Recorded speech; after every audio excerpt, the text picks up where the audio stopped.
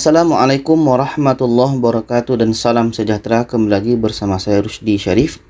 Saya doakan kita semua selalu sehat, rezeki dilancarkan dan urusan kita semakin dimudahkan oleh Allah Subhanahu wa taala. Amin ya Allah ya rabbal alamin. Jadi ini berkenaan dengan peraturan terbaru dari Satgas berkenaan dengan perjalanan orang dalam negeri. Jadi ketika kita membuat perjalanan dalam negeri, apakah dengan pesawat, kapal dan lain-lain, apalagi darat ya, itu ada ketentuan terbaru. Apakah yang dari luar negeri pulang ke Indonesia, apakah juga termasuk peraturan ini? Mari kita simak. Di bawahnya ini mulai berlaku 25 Agustus ya. Dan kita pergi ke bawahnya, apa sih peraturan terbaru bagi perjalanan dalam negeri ini? Ya, kita pergi ke bawahnya masih seperti biasa ya.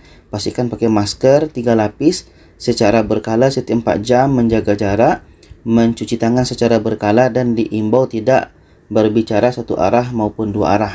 Oke, ini sudah biasa. Jadi ini. Nah, ini kategori PPDN pelaku perjalanan dalam negeri. Untuk usia 18 tahun ke atas itu sudah wajib dos ketiga. Oke, sudah wajib dos ketiga. Bermakna kalau belum dos ketiga itu tidak bisa untuk naik pesawat, laut atau melakukan perjalanan darat. Ketika ada pemeriksaan, maka nanti kita akan kena oleh peraturan ini. Dah, apalagi nanti penyeberangan dan kereta api antar kota dan antar kabupaten di seluruh Indonesia. Ini ya, untuk yang ini, untuk transportasi semua ini. Jadi bagi kita yang berusia 18 tahun ke atas itu sudah wajib untuk dos ketiga. Sedangkan yang bagi 18 tahun ke atas, WNA dan yang berasal dari perjalanan luar negeri, bermakna kalau kita dari luar negeri dan pulang ke Indonesia itu masih 2 dos. Bermakna kalau belum 3 dos itu masih bisa pulang ke Indonesia dan masih bisa untuk melaksanakan perjalanan dalam negeri. Nanti ketika contoh dari Malaysia ke Jakarta, setelah itu kita ingin terbang lagi dari Jakarta ke Pekanbaru contohnya.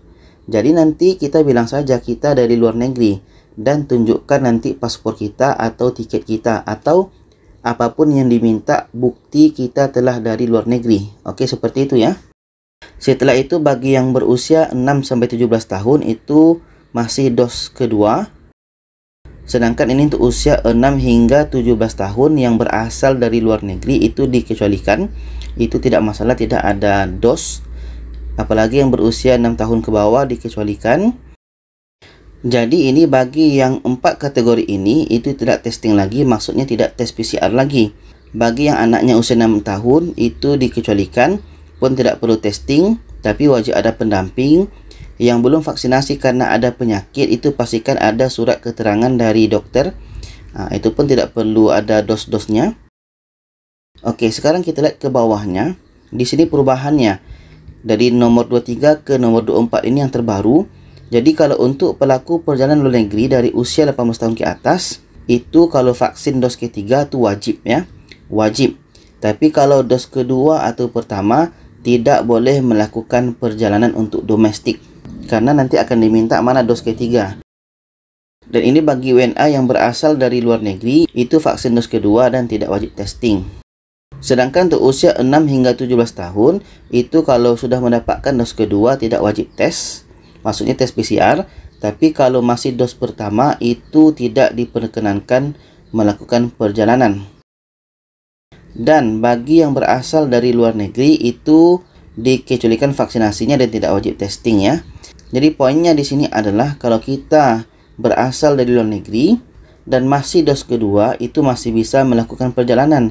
Tapi bagi kita yang dalam negeri saja dan belum booster itu tidak bisa untuk melakukan perjalanan. Oke, di sini tidak bisa melakukan perjalanan kalau kita masih dos pertama atau dos kedua. Jadi itu saja, semoga kita bisa pahami. Silakan share kepada lainnya. Terima kasih. Wassalamualaikum warahmatullahi wabarakatuh.